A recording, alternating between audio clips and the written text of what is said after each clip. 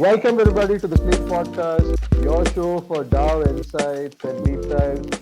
The DAO space is very hard to track on your own. So with this space, we speak to some of the best DAO operators in the space who work in the cutting edge of the coordination of the future of work. I am Abhishek Ajit, and along with me is my co-host Abhishek Sonavne. Hi Abhishek, what's up? How have you been? Hey man, all good. How you doing?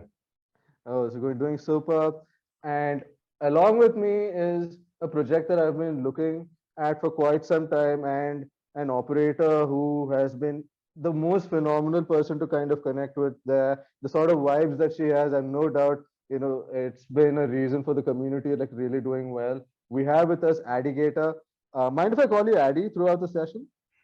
Fantastic. Absolutely. Fantastic. We have Addie from WGMI community. She is a service guild lead for this particular community that kind of offer. This is kind of like a service DAO for community related services. It's a massive pleasure to have you on board. Really excited. How are you doing? GM folks, really stoked to be here and yeah, talk about all the fun DAO coordination stuff we're working on and how we're fighting Moloch and making it all happen. Fantastic. So, Addigator, so before we kind of jump into the real meat of the topic, I would just like to kind of understand, how did you kind of stumble upon DAOs? What was your life before DAOs? Like, what were you doing, your background, all of that good Looking stuff? at her, I doubt she'll stumble into anything. She's like a force of nature. She'll just break her way through all these brick walls. Yeah, that's kind of it, honestly. We just kind of do things and show up, and like cool stuff ends up happening, which I'm very grateful for.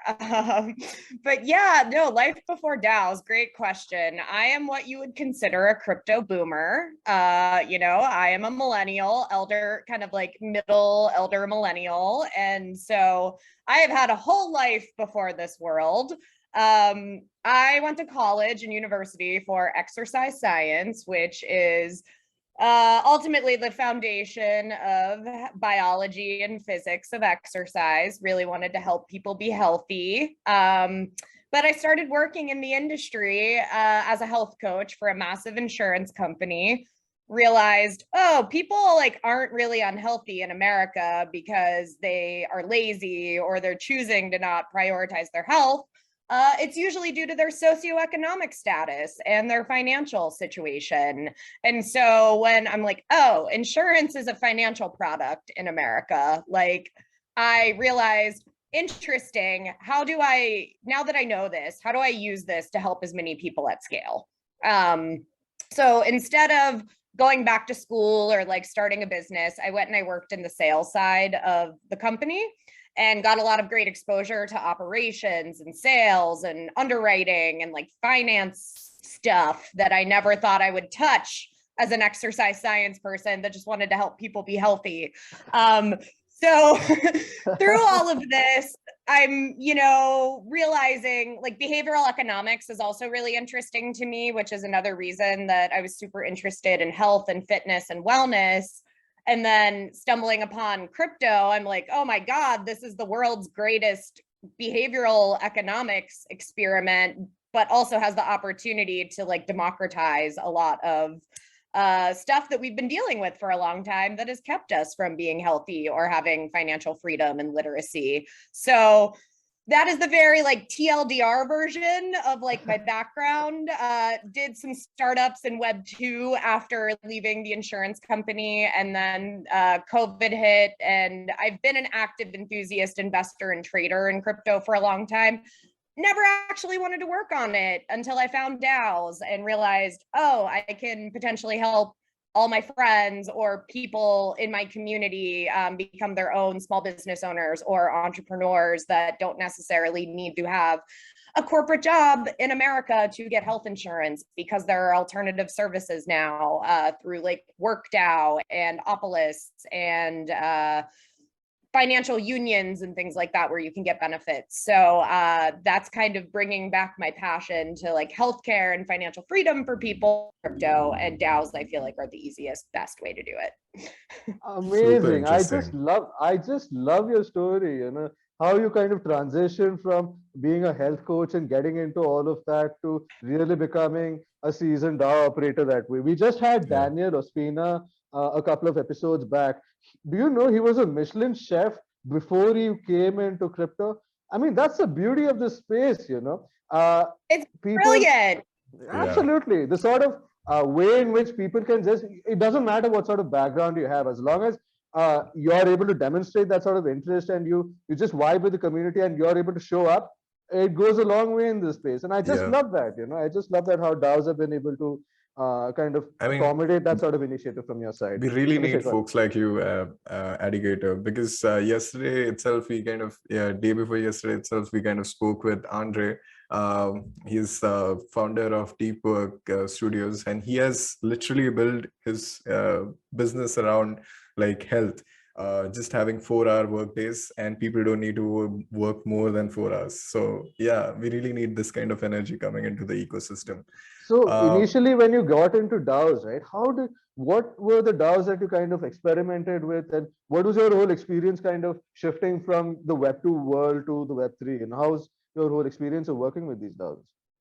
Yeah, great question. So to add on a little bit to background, I got exposed to crypto through a lot of friends who worked at Consensus in like the 2016 era, kind of before all the ICO stuff. So shout out to those homies that like really saw the future back then and exposed me and some other good friends in New York early on. So big props.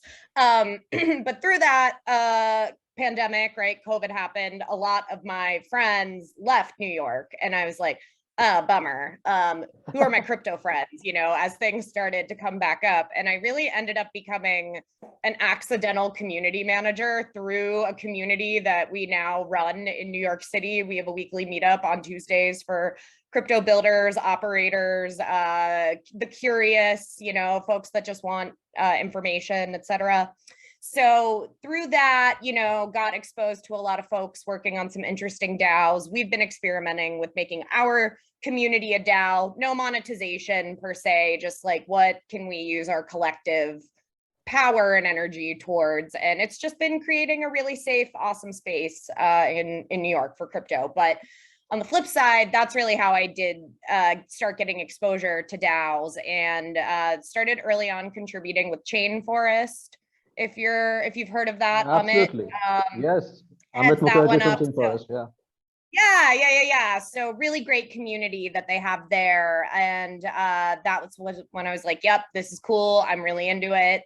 And you know, winter comes and you get busy and you know, get a little distracted, but then kind of came back to DAOs in the spring and really just went all in. I was doing consulting for a very big tech company prior to this. So I've also done technical project management, which is how I got close to tech and devs and like really wanting to support the developer community.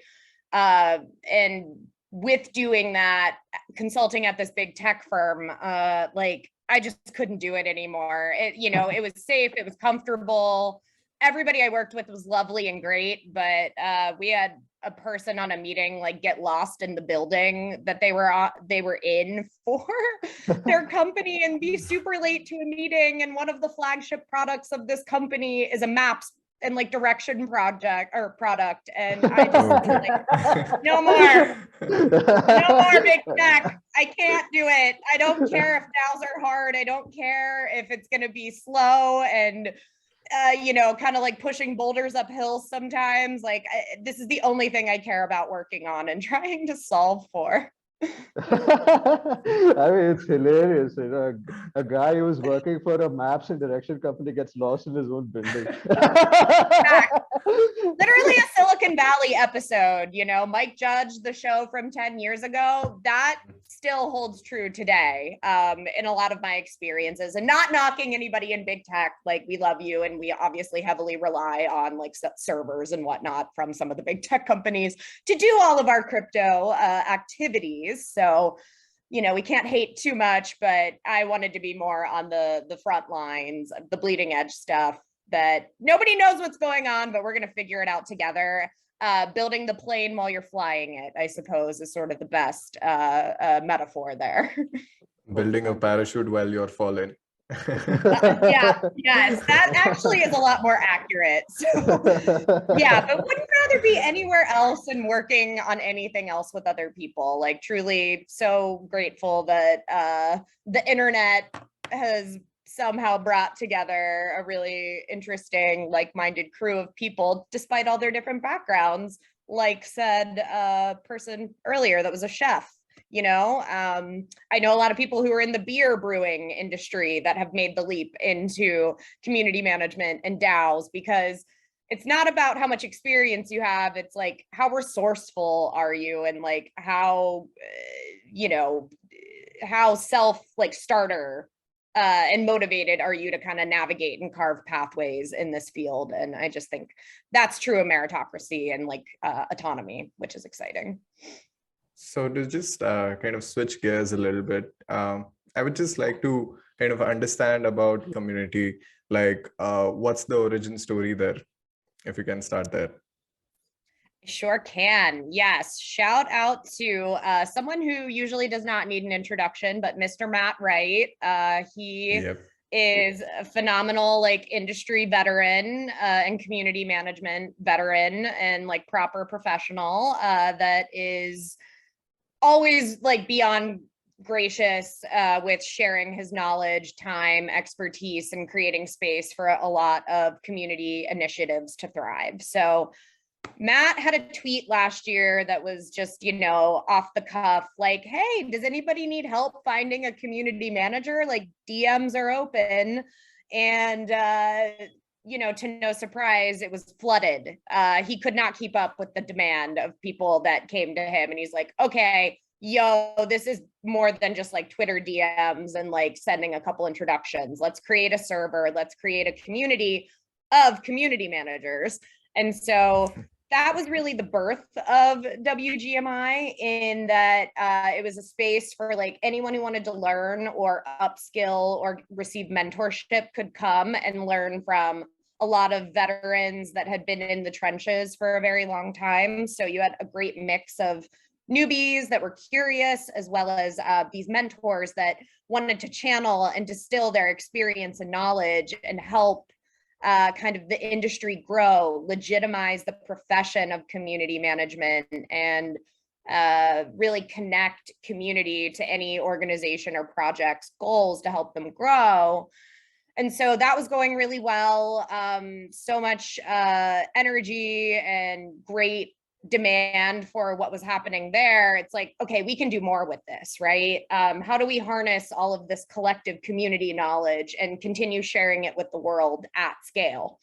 Enter serviceDAO, which is when I got brought on to really co-summon the service side, where we can then take our community managers, help them find vetted, amazing projects in the crypto and Web3 space that they can get hands-on learning at scale, or contribute subject matter expertise that they already have if they're one of the more senior, seasoned community folks.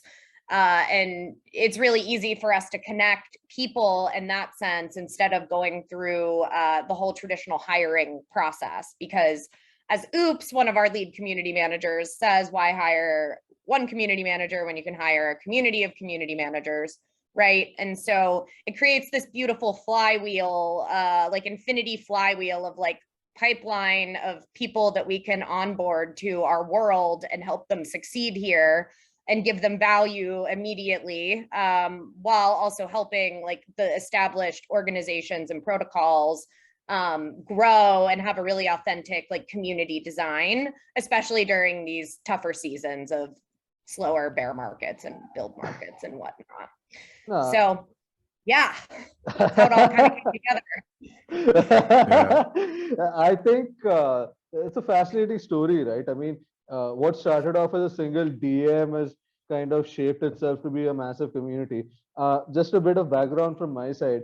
My first introduction to DAOs kind of came because 0x Jim kind of posted a tweet.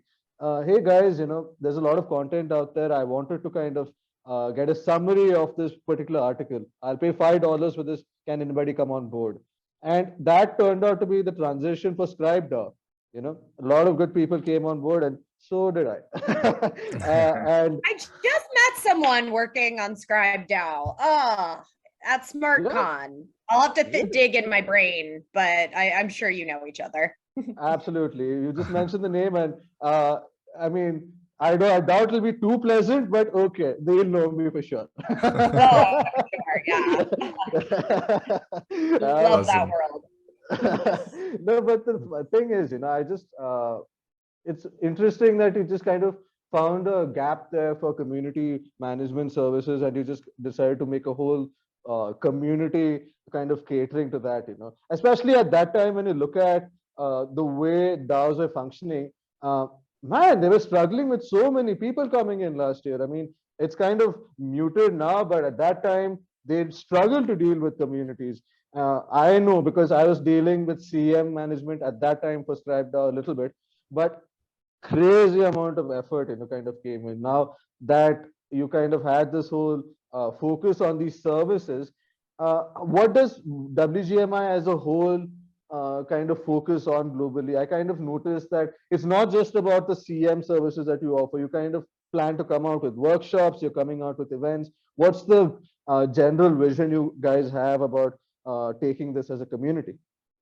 Yeah, so oh man, great questions. I'm trying to give the TLDR versions of everything because you know we could talk for hours, but yeah, ultimately starting, you know, with making sure those CMs have the skills they need to be successful, making sure we're getting great community managers and professionals on these projects.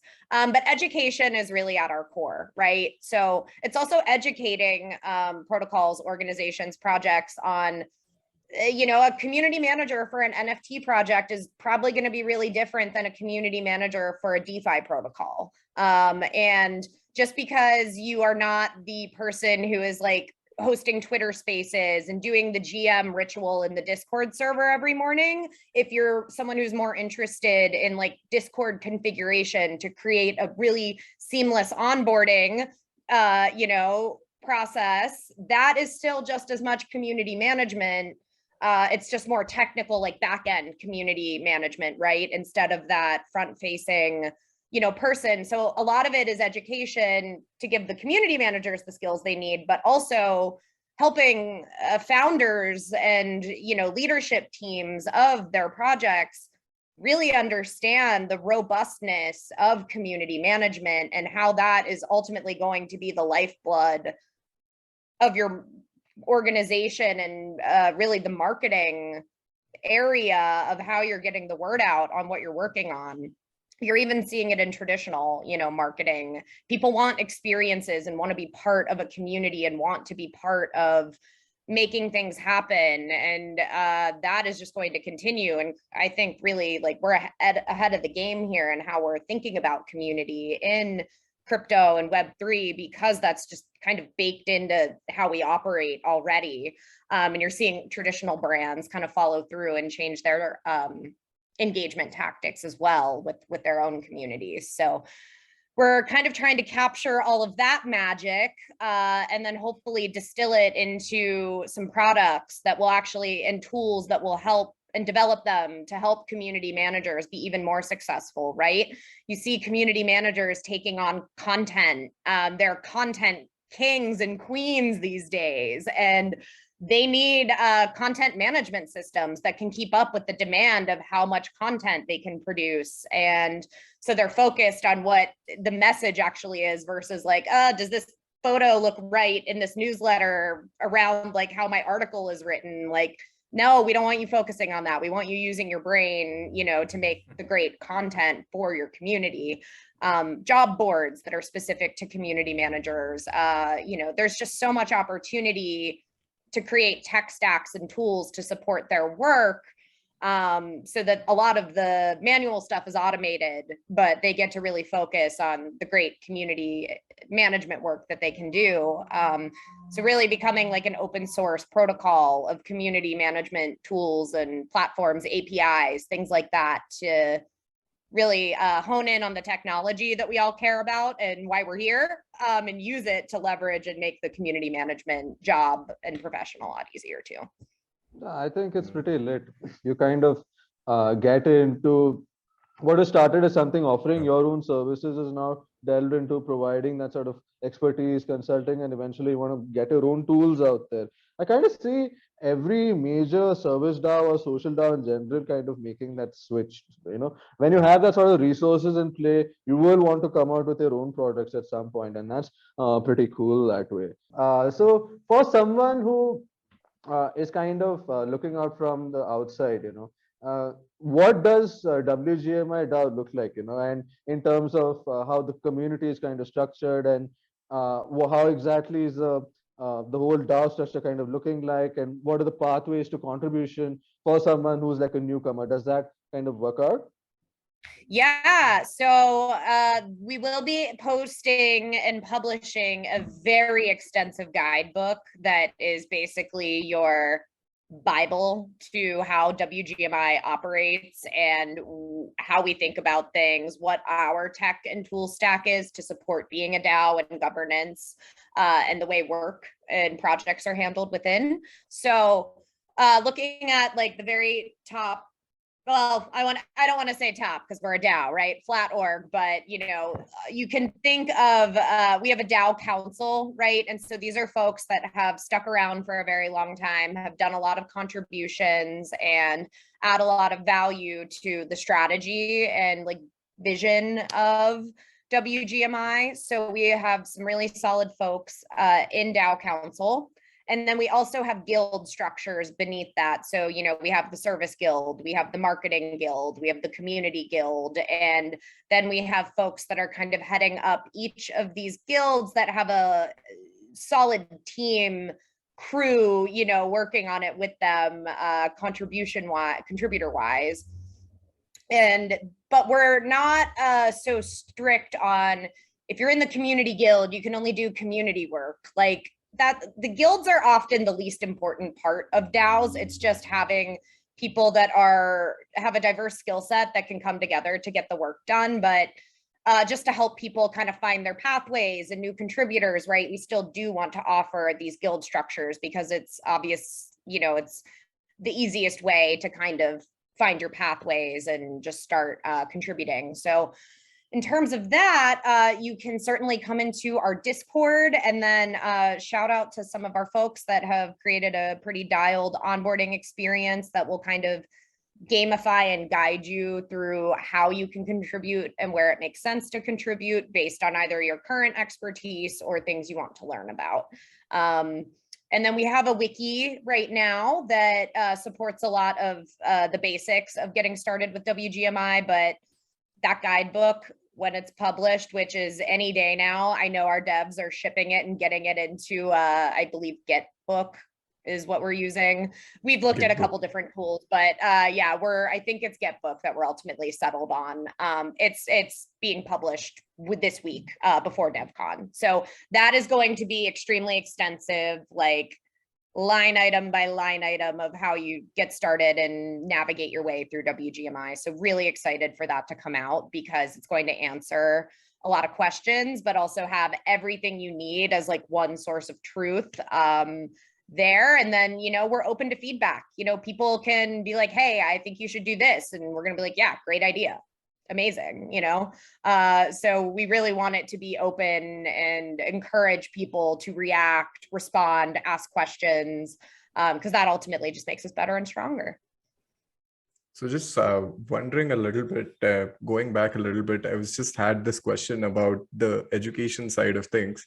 So you kind of focus a lot on education. How do you, kind of impart that? Do you do like live sessions? Are there like any documentation that you give? And how do you sort of, even after imparting this education, how do you figure out the right fit? That is this guy fit for like a DeFi protocol community manager, or is he like good fit for like a social vibe DAO kind of fit? Like, how do you assess that? Yeah. So in terms of the resources and education, honestly, the best compliment we ever received from someone was, wow, this is the most helpful community I've ever been part of. Like, I shouldn't be surprised considering community managers are the most helpful humans on the planet. But really, everybody is working on so many interesting projects because, you know, crypto life, we are all multi-faceted and love to work on a million things, even if we don't have bandwidth. But the good news is, by being open source, we can share a lot of things that our community folks are working on and make it more generic so that it can just be more open source and serve as like a guiding reference point versus like very explicit ways of doing things or initiatives. But those are the sorts of things that by the work we're already doing, we can just package it into these more generic open source things that people can take advantage of and then add to, and you know, our community can self-organize around. We also do a lot of demos for people to show them how to use different tools and platforms and just like learn lingo and like be exposed to different types of projects and like what they're doing and how they're thinking about community too.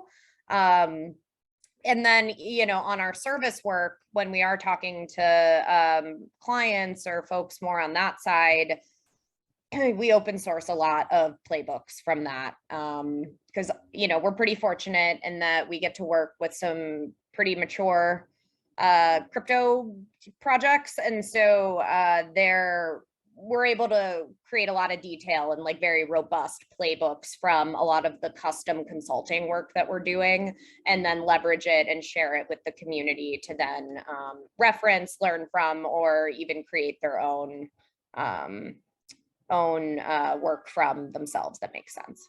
And in terms of matching personalities to certain projects, we have a pretty robust database and intake forms, and we know that can cause a little bit of friction with folks coming into it. They're like, oh, why do I have to fill a form? But it really helps us on the back end just be very easy to be like, cool, these are the folks with like DeFi backgrounds. These are the folks with NFT backgrounds, you know, et cetera, so that we can like very easily match it. Or if it's a really short engagement of like, hey, my Discord is just bad and I hate all the bots I put in, like, please just fix it. You know, that might be like a very short 1 to 2 week project. So we can find people that have, and it's also based on bandwidth too. So like some people want full-time community managers, some only need 20-hour a week community, or they want a full-time community manager, but 2 people will cover it, and that one is the more technical person and one is the more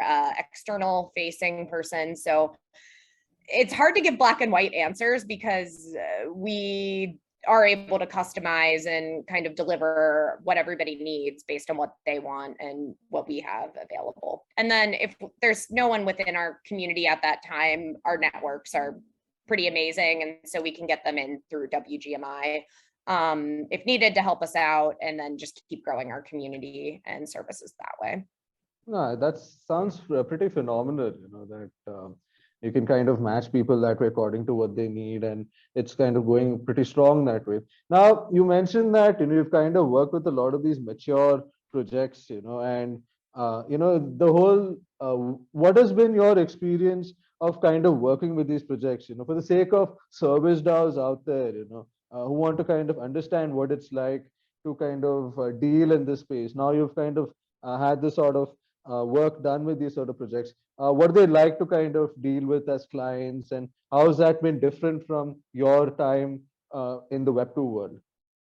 Yeah, so what's really nice about working with mature Web3 organizations is that they also can't move as quickly as you can in startups, right? I think what's beautiful about DAOs is that we can move away from the move fast and break things mentality. And so traditionally, when you're a larger, more mature organization, it takes a little bit longer to get deals done and get projects aligned on. And so that works really nicely with DAOs because we do have to bake in time to be sufficiently decentralized in our operations. And so you know, we do take it back to our DAO council of like, hey, these are the different projects we can work on. Let's pick the one that makes the most sense. Because of course we want to service everybody, but that's not realistic right now. So, you know, we go through a governance process around that, and we have to, you know,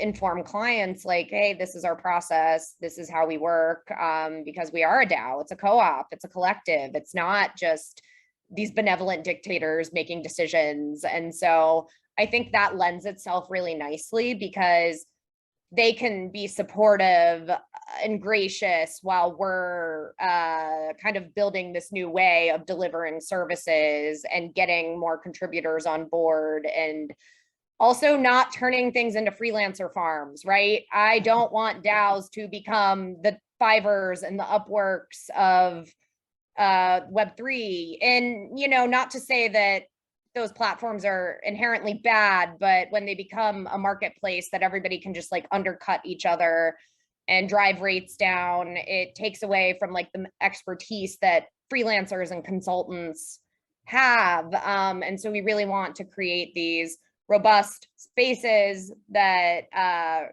put sort of the profession back to the person delivering the services. And, you know, freelancers really started out as being like super respected and like had expertise that like they did get to dictate the terms they worked on. And now it became really saturated and a lot of really competitive. So it's not as great of an experience anymore. So I think by working with more mature orgs, we can keep that in mind and make sure that that is inherent in all we do.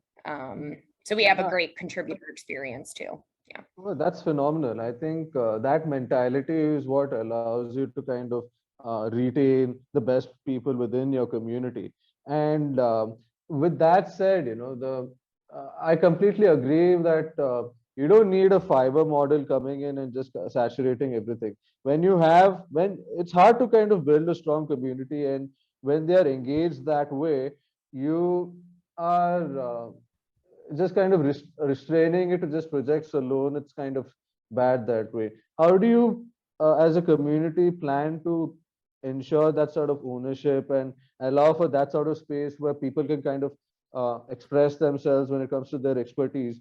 But down the road, you know, maybe when you have like 50,000 DAOs down the road, because I believe that the DAO revolution is here to stay. Just yesterday, we had Bessemer VC just come in and start a Steve DAO, you know, and it's insane. So everybody is just kind of coming in and starting DAOs.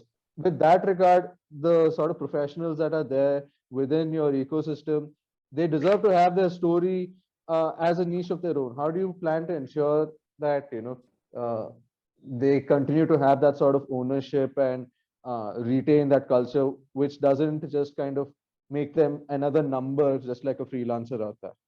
So yeah, around ownership and folks being able to retain expertise, I think that we make that very easy by the governance structure we have, and we're very encouraging of proposals that like have any support. So, you know, say that like I didn't go source the client that we're about to work on, but someone with great expertise did, and they happen to be part of the community and it makes sense to work on it with us, they can absolutely do that. You know, it will still go through the process of DAO council review and whatnot, but we very much sort of in our DNA of a DAO, like that's what we create the space for. Like we don't pretend like we know everything. We are not prescribing the way people handle their communications. You know, we need people to be on board with what WGMI is doing and like make sure that messaging is aligned, but we're not micromanaging how they're delivering community services in the day-to-day. Like we are there as a resource and to make sure that like the agreed upon work gets done, and like everybody feels confident in how the tasks are being tracked and how engagement is being measured and like the sorts of initiatives and programming that's being rolled out. But we really give people the authority and like the autonomy to do what they do best, because there isn't a cookie cutter roadmap to be a community professional right now. And that's sort of, we don't want to create like a cookie cutter way of doing things, but we do want to create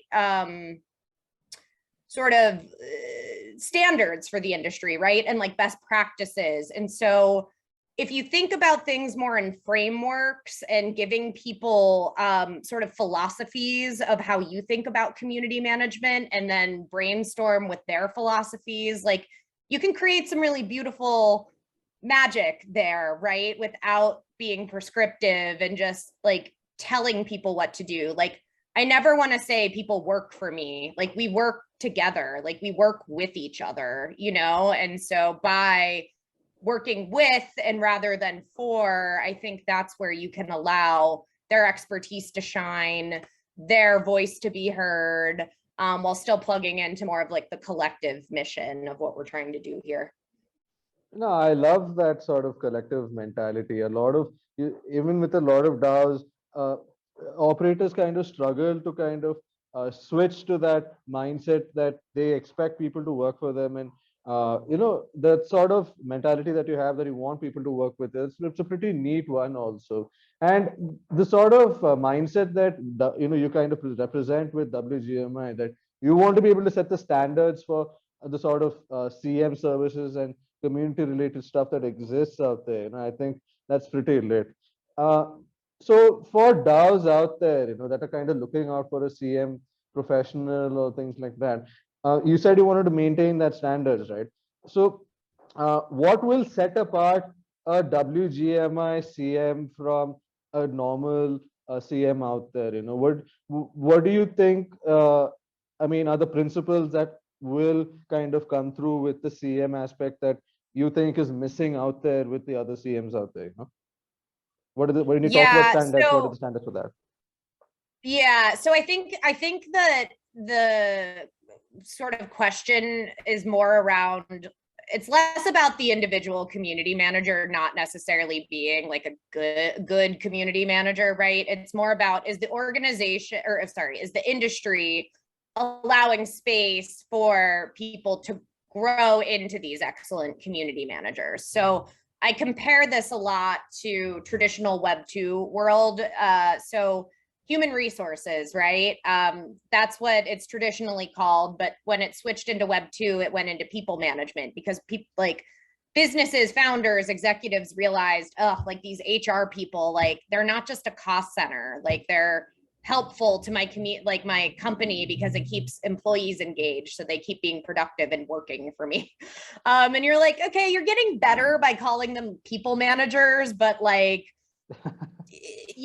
we're not quite there yet. And so I'm not saying that founders in crypto and Web3 think of community managers as just like a thing they have to do, but I think when you're like a really driven person that has like a vision for a product or a service, and you just want to hyper fixate on that, like you kind of forget about the soft skills that a community manager can bring to the table.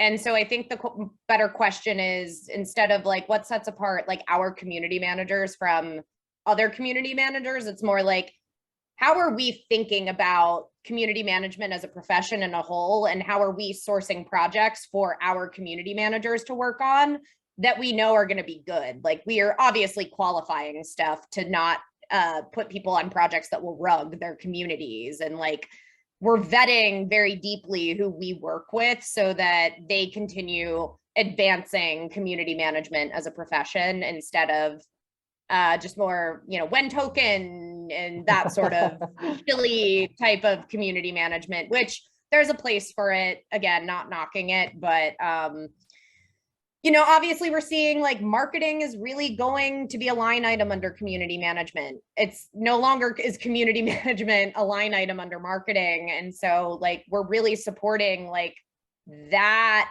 mindset shift, so that, this becomes a very legitimate and robust piece of every founding project and team. It's like, cool, we need a dev, we need a sales guy, and we need a community manager, right? Like, boom, that's your recipe for your success. So that's what we really want to support. No, I think that's the right approach. I think that's a fabulous approach to take, because just to kind of weave in here, we just had a conversation with Coach Viking, who is leading CM for Polygon DAO. And would you believe it? He is a personal coach, by the way. Shocking. Yeah. Coaches being community managers, like what? Yes, and it kind of weaves in so much here. He kind of says the same thing. That CM is not just about typing in the answer to when token soon or 2023. CM means you're kind of at the front line of understanding what the people in your community right now are thinking, and that if you have that sort of acumen to relay that to the people who are at the top, it's like marketing 101. The community manager is there to listen, and they are kind of, they should be put front. Their insight should be put front because they are out there talking to people. It doesn't get any better than that. And when you have the right CM just come in, who understands people very well, who doesn't get burnt out very easy, and really is aligned with the community also, then that's the recipe for success, in that aspect. Absolutely. I think, to touch too on the burnout piece, like that's really important for us to avoid. Like that's another thing we're trying not to set our community managers up for. Like obviously you need someone who's hands-on and very involved, but community management is really turned into a 24/7 job, and it can be pretty thankless, depending on what type of project you're working on or what's happening in the markets or whatever random like internet bots like infiltrate your Discord server, right? So we're also trying really hard to create resources to help people maintain their mental health and well-being as community managers. So very early stages of some things happening there, but I'm hoping the next time we connect or see each other at a conference someday, we'll have more to share on that front. Absolutely. I think it's the CMs, they are exposed to some of the most wild content out there. And when you are forced to kind of work for a long time, that burnout also tends to impact you a lot. I'll tell you a story. 5 years ago, when I was kind of trading just like you, I was kind of in the Telegram group for ETHLand, which is now Aave. And Yeah. while we were just kind of scrolling through, suddenly a guy just comes in and posts images. And do you know what the images were? They were dead bodies. They were dead bodies of people from the morgue. And they've spammed the entire channel with around 50 to 60 images. And imagine being a CM at that moment, how would you take care of that? And come on, it's like the most depraved thing you can do. And uh, and it's really a heartwarming thing that you guys are like thinking about how to put the well-being and the mental health of a CM also first. And if you don't put that module there, if you don't put that center forward, uh, at some point they anybody that you put have in this sort of duty will just kind of give up at some point. And in that sort of, yeah, absolutely, you have this sort of culture and ownership putting in place. I think that's pretty phenomenal, yeah, Addigator. It's the only way. I mean, that certainly is so depraved, that story. And like, but that's another thing we really train our folks on, and we're very much there to back them up, is crisis, a lot like messaging and like what to do when things go super sideways, because it's bound to happen. We've all been professionals and like worked on projects. Nothing gets done on time. Nothing happens normally how it's supposed to and how you plan. And then you add in these wackos that somehow find their way into our communities. And if you don't help the community manager be resilient and kind of push through these circumstances, that will reflect in the health of your community. And that's what, you don't want that blight, because that can really make or break your project or service. I think even of like the really good projects out there that had the best intent and still had security issues or hacks and things, and like it destroys their communities even if the best intent was there. So it's like, I think, you know, community managers can make or break those circumstances too. Like, you know, I'll still use products that have been hacked because like they communicated and they did really great support and like were still really engaged with the community while they were trying to figure things out, you know? And again, that soft skill and that like human element of this like highly technical world that we're working in is the only thing that is going to prevent all of us like from becoming robots, like really, in my opinion. I know that sounds crazy, but that's very much core to WGMI too. It's like man versus machine. Like we are the humans that love the technology that can change the way the world operates, but like let's not forget to be humans, because like I certainly don't want like an overly automated Discord hosted future. I want to leverage it and use it to still connect with my communities, but still want to be humans at the end of the day. So Oh, absolutely, man. I think at some point we all want to avoid a Discord Skynet, right? In the end, we just want to be able to connect with people, and at the heart of it all, a properly trained a CM who is able to kind of deal with any sort of these movements is kind of critical that way. So when you kind of step back and just take a look, I mean, I've also heard that you're organizing events for DEF CON also this week, and how is kind of setting up all these events kind of working out for WGMI? How is that kind of shaping up, and what's been your experience? Yeah, let's get into that story. Dude, community management IRL, you know, like doing events is just as much part of this world, obviously, because of all the conferences and whatnot, but you need community managers there to help people like have the most fun or get the most out of the event. So it's been really great leveraging our backgrounds and expertise. And then we're very lucky to have some community managers that have event production backgrounds. Wow. So yeah, that's beautiful. And we've had some great help from Zippy, who is one of my near and dear friends in New York that we met through the meetup, and honestly has just become part of the WGMI family very quickly, and helped us with DAO NYC, helped us with the volunteering we were doing at MCon, and is the project lead now for our big event at DevCon next week. Without these operators and really resourceful, scrappy event producers that are also community oriented, like it wouldn't be possible.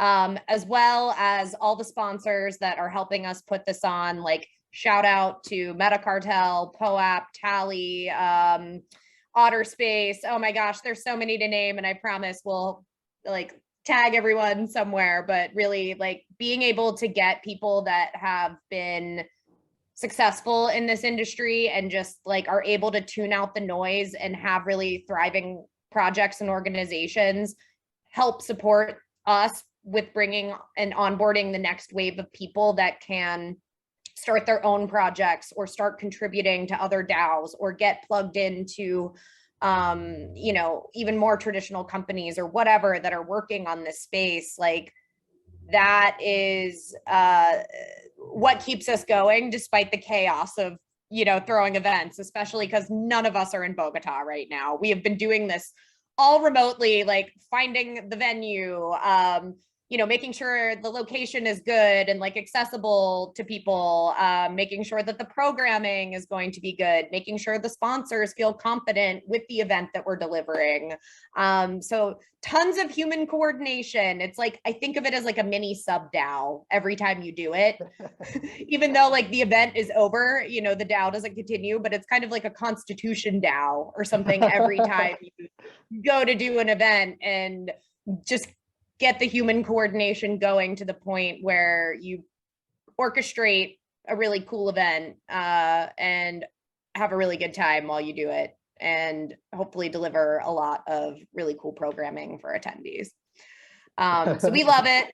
We love it. We're going to keep doing it. We're really hoping that the event we're doing in DevCon is going to be the first of many and like a new industry standard of like genuinely welcoming people that are interested and curious but cannot afford a $600 DevCon ticket, you know? And like we hope to be able to replicate this and do it at every major industry conference on a go forward basis and help others do it too. Yeah, some alpha for our listeners. Yeah, what do people expect when they come in for this event, huh? Oh yeah, let's actually take it back and describe our event. So anyone in Bogota, come through next week, the 12th, the 13th. We'll get you all the details so you can connect with us and know where it is. But the event is a 2-day onboarding session where it won't be like fixed delivery of the content per se, but anyone that comes to the event, we are going to walk them through setting up wallets, claiming NFTs, minting NFTs, doing swaps, like doing the very basics of anything in the industry. Because, you know, fortunately, this community, the LATAM community, sees the value of crypto. They just need to know the right tools to use that won't get them scammed or hacked or whatnot. And so we're really going to be there connecting them with the right communities to follow and the right ways to start contributing and participating in the ecosystem in a safe way that will hopefully, you know, build a lot of loyalty and trust in what we've been most excited about, you know, in our communities and demographics for, you know, all the. I think that's massive. I think that's massive. You're kind of going on to something that's so simple, but so many people ignore it. It's like, come on, you know, we talk about converting people to Web3, but most projects don't allow for that sort of on-ramp where people just can learn how to, you know, start up with their own wallet or figure out what's the right community to reach out to. I think that's phenomenal work. You're kind of ensuring that people who are kind of new to DEFCON that way, they can or to crypto in general, they can just come in and have an easy way to kind of connect with people that way and understand this fundamental stuff. I think it's a public goods initiative. You guys should kind of really get some support from the global crypto space in general, you know, because setting up that sort of space and walking them through it, it's pretty tough. I mean, I know getting some of my relatives to kind of set up a Netflix account is tough. And let alone you guys. Everyone our age and working in tech is the go-to IT person for everything. So yeah, definitely agree there. But yeah, and like we're people, you know, like that's the thing I think is really cool about what we're offering. We're not demanding that they show up on crypto Twitter. We're not demanding that they like find our Discord and whatnot. Like we have like this whole brochure printed out of like the QR codes for every participating sponsor and like immediately how you can start jumping into their community and being a contributor if you want, but you get to see and meet us as humans and like, you know, talk with us like in the day-to-day and hear from us why we care about this too. And hopefully it resonates with that community. But, you know, even if it doesn't, like we don't just have to be these little circles on Twitter and like our avatars on Discord. Like we're gonna really be there in person and there to answer any questions that come up and guide people the best we can. Oh, that's fascinating.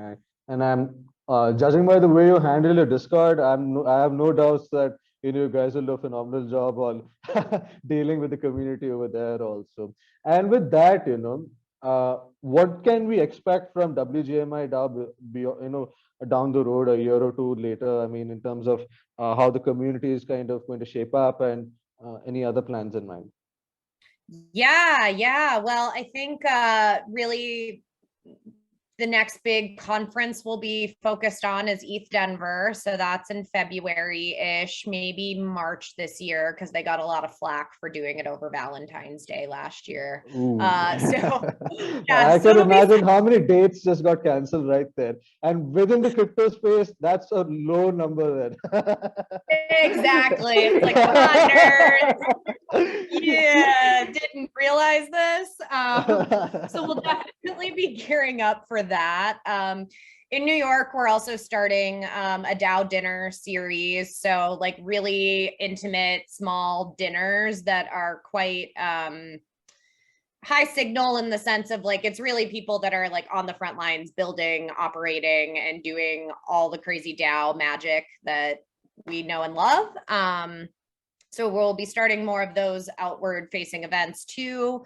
And then internally within our own DAO, you know, we'll continue doing our great consulting work. And by through doing that, gathering the market research and insights, and like then partnering with our own community to help start developing those products and tools and services that we hopefully hope to add to tech stacks for communities all over the world. Wow, I think I'm really looking forward to seeing the sort of resources and the tech stack to which you can kind of build there. I think there's a lot of scope there. I mean, we ourselves, we've put in like 10 to 15 bots with such a teeny weeny little community. So really looking forward to that sort of tools come out down the road. Now, we've talked a lot about WGMI. Let's talk about you and the sort of insights that you would like to share. You know, you've been an operator dealing with this sort of DAO since the early stages. You know, what is the sort of advice that you would give for operators who are kind of in the early stages of the service DAO?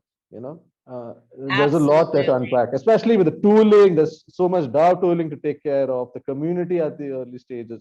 You've done it all. What would be your advice to kind of deal with all of that? Yeah, ignore it all. Honestly, no, keep it simple. Keep it really, really simple. Like one North Star. I hate to use the buzzword of North Star and jargon, but the blessing and the curse of DAOs is that you have this collective community, but you know, you can always have some stuff go rogue or people just be confused, and even though they don't mean to, they're asking questions and it ultimately creates more work and confusion. That is not unique to any DAO or early stage project, but I think that something we started doing at WGMI is kind of doing a weekly memo and just reminding everybody of like what our number one goal is at the DAO, which is to get revenue through the service business, to then continue funding more open source education and initiatives and programming for the community managers. And even if they're not sure what to work on that day, as long as they know like the number one goal is the revenue, I can organize myself to do work that ultimately supports that. Even if it's like making it operationally easier to work with clients, like that ultimately supports our goal of making more revenue. I think that's really important. And I think that it's really important to avoid distractions and prioritize, because there's so many amazing ideas and humans coming through DAOs and we want to do it all. We do, like, just because it's a no, it's more like not right now, you know, and the opportunity cost of doing too many things too fast is very real. And like, it can just derail everything instead of just focusing on that amazing first idea that you had and like got the initial community support around. So I really think that just tuning it all out. I want to try every new DAO tool that hits my desk. I do, but you know, we know that there's going to be like ebbs and flows and consolidations and pivots in that space. And so while I want to create sandboxes and space to test things, demo them and whatnot, I also don't want it to be distracting to like the ultimate goal, because, you know, if we don't hit our goals, we can't continue like doing this, right? And so it's more important to help as many people at scale than it is like one person that has one great idea at the DAO. So Absolutely. So, in short, like, forget about all the major DAO tools, keep it simple, focus on revenue, prioritize, and avoid distractions. Wow. I think, For WGMI, revenue might not be the thing for someone else, but that's what for our example is important. But if totally makes you're sense. yeah, another DAO has a completely different need, Yeah, right? Like maybe they want to maximize like the public goods that they donate to from their treasury, right? So like maybe that's the goal. So it's like, how do you help people organize their work around that? Even if you can't be there necessarily telling them what to do or holding their hand throughout it until things truly become autonomous. absolutely. Just kind of doubling down on what makes sense for the DAO. That's pretty kind of focused that way, and it can go a long way. And with that, we come to a close. It's been a phenomenal conversation. So much energy right here in this room. It's been phenomenal conversation. I've learned so much about how this community is kind of shaping up, how these sort of projects should interact with what to say, the community, the sort of work that WGMI DAO is kind of doing to promote industry level and even better CM related services. And most importantly, it's been a pleasure hearing about your story. Can't wait to hear more from you. Where can people connect with you and the initiatives that you care about? Well, thank you, firstly, for inviting me on and wanting to pick my brain about all things DAO. So just shout out for creating great content around this. And I think that everybody needs to make sure they're taking a listen to this and hearing from people on the front lines, not just myself, but all the other great guests that have come through. And then the hosts themselves, as they are savvy DAO contributors and veterans at this point. So thank you for creating this. But yeah, everybody else, please come find me. Addigator is my handle on all of the things. On Twitter, I had to add some numbers to it. So it's Addigator71. I have a crazy colorful cowboy PFP. Shout out Easy Cowboy to my boy Jared. That was an NFT project we worked on earlier in the spring. So you can find me that way. Discord, it's Addigator and some numbers, but same cowboy PFP. And then Telegram also at Addigator. So don't be shy. My cowboy PFP is there too. So that is how y'all can find me.